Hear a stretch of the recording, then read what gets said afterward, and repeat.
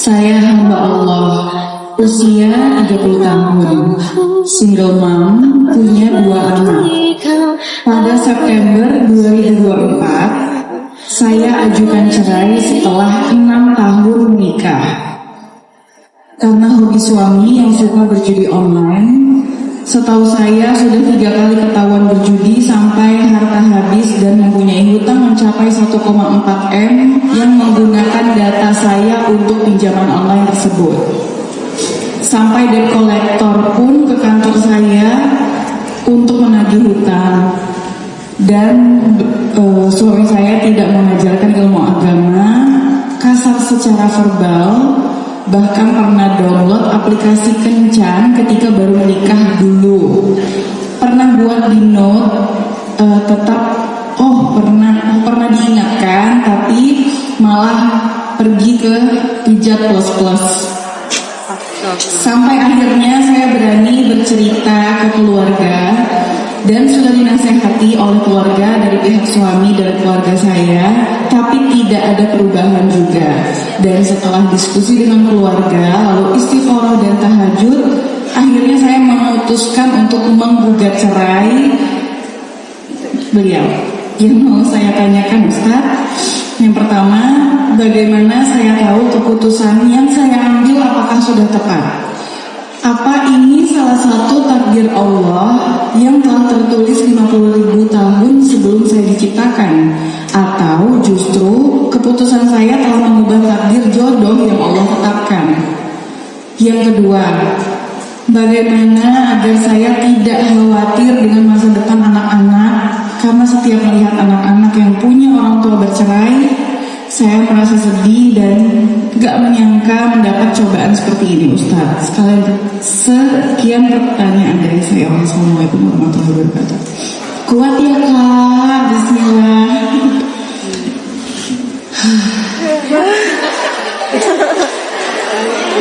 Tadi udah dijawab sih selentingan dari beberapa orang. Apakah keputusan saya sudah tepat? Tepat. Tetangga yang aktif banget ya, tetangga kan. Tepat. Menurut saya juga gitu, udah tepat banget pilihannya. Ini kesalahan-kesalahan yang kayaknya agak sulit ditolerir. Pertama, emang ini zalim kepada istrinya, apalagi sampai berhutang sekian besar hanya untuk melakukan sebuah dosa judi dan yang menanggung adalah istrinya. Ini zalim banget ya. Belum lagi nanti dosa-dosa lain yang dilakukan, termasuk yang tadi dari awal menikah, kemudian macam-macam lah.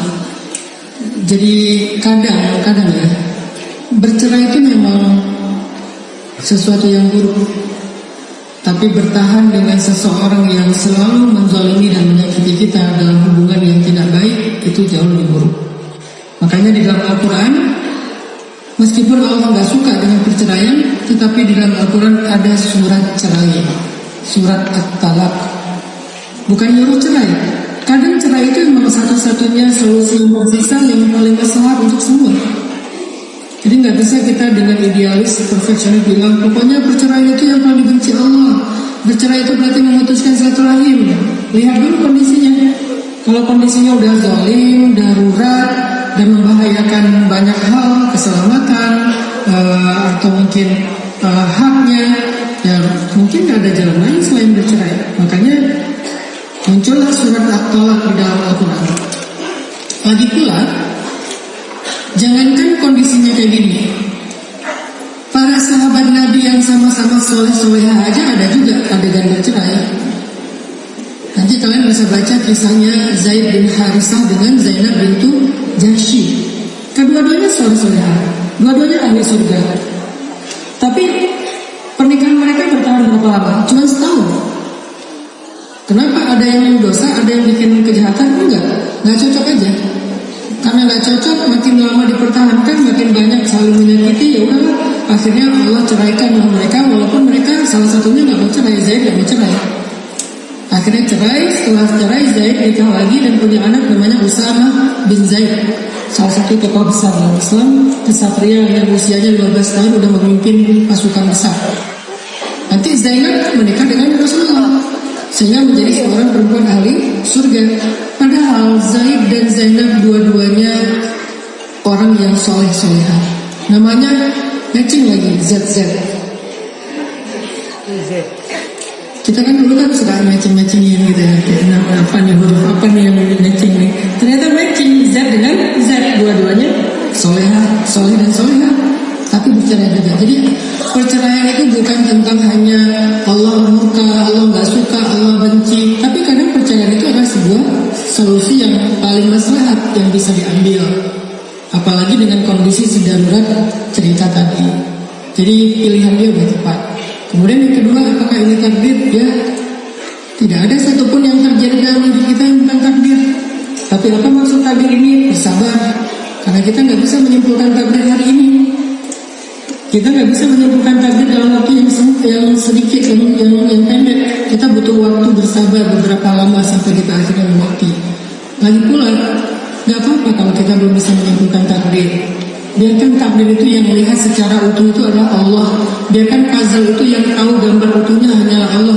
Kita percaya aja sama Allah karena Allah Maha Baik. Itu aja yang kita jalani.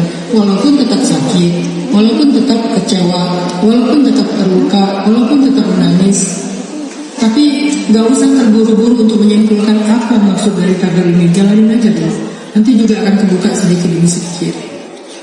Jadi challenge-nya kita dalam menghadapi takdir itu adalah sabar ngejalanin sampai kita ngerti.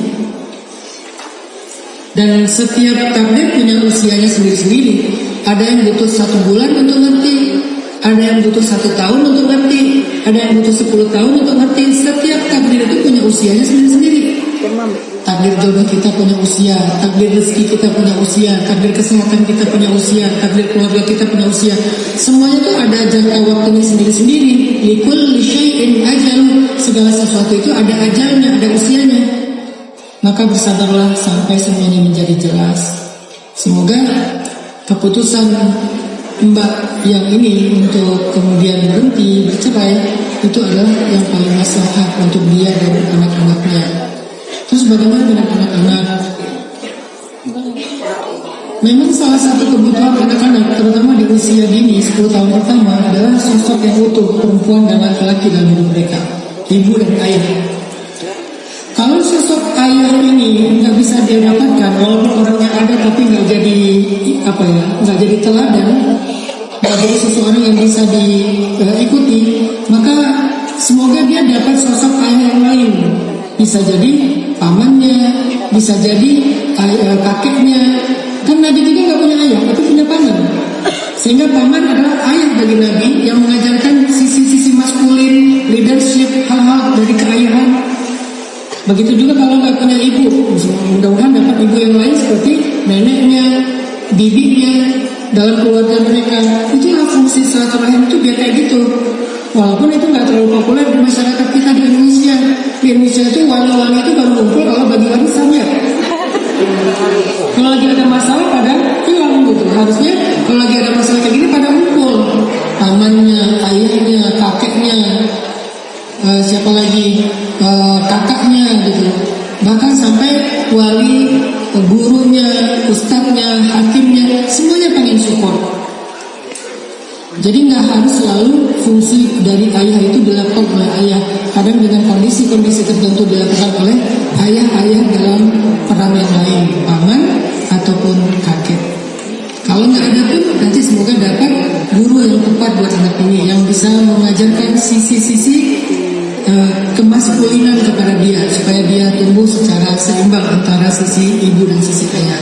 Allah. Masya Allah, tabarakallah. Terima kasih Ustaz untuk jawab.